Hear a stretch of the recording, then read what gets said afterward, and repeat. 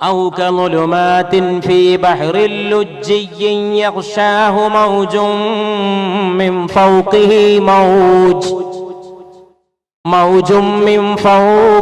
موج من فوقه سحاب ظلمات بعضها فوق بعض إذا أخرج يده لم يكد يراها ومن لم يجعل الله له نورا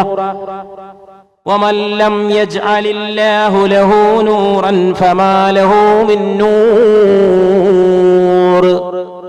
أو كظلمات في بحر لجي അല്ലാഹു പറയുകയാണ്, അല്ലെങ്കിൽ കടലിലെ ഇരുട്ട് പോലെ. യഗ്ഷാഹു മൗജും മിൻ ഫൗഖിഹി മൗജും മിൻ ഫൗഖിഹി സഹാബ്, അതവനെ മൂടിക്കളയുന്നു ആ ഇരുട്ട്. തിരമാലയ്ക്ക് മീതെ മേഘം, ഇരുട്ട്, പിന്നെയും ഇരുട്ട്, കയ്യ് വെളിയിലേക്കെടുത്താൽ പോലും കാണാത്ത ഇരുട്ട്. പരിശുദ്ധ ഖുർആൻ പറയുന്നു, കടലിൽ ഇരുട്ടാണ്. കടലിന്റെ അടിയിലേക്ക് പോയാൽ ഇരുട്ടാണെന്നാണ് ഖുർആൻ പറയുന്നത്. 1500 കൊല്ലങ്ങൾക്ക് മുമ്പ് വിശുദ്ധ ഖുർആൻ ഇത് പറയുമ്പോൾ സമുദ്രത്തെ പറ്റി ഒരു ഗവേഷണവും ലോകത്ത് നടന്നിട്ടില്ല.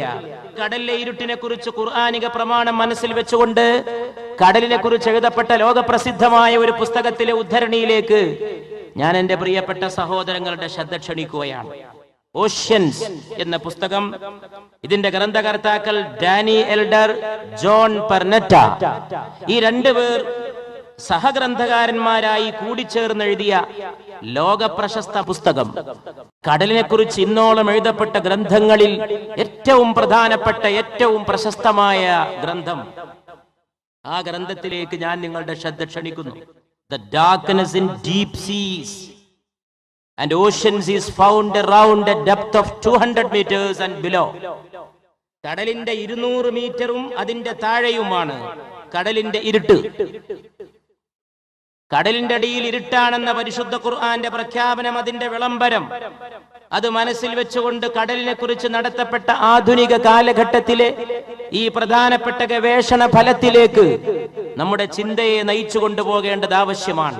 At this depth there is almost no light.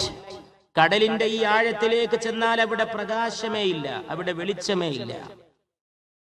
Below a depth of 100 meters there is no light at all. 100 metre താഴേക്ക് ചെന്നാൽ there is no light at all. അവിടെ വെളിച്ചമേ ഇല്ല, അവിടെ കൂരിരുട്ടാണ്. എന്താണ് ഇപ്പൊ അല്പസമയം മുമ്പ് നാം കേട്ട പരിശുദ്ധ ഖുർആന്റെ സൂക്തം? ഔ കളുലുമാത്തിൻ ഫീ ബഹറിൻ, കടലിലെ ഇരുട്ട് പോലെ.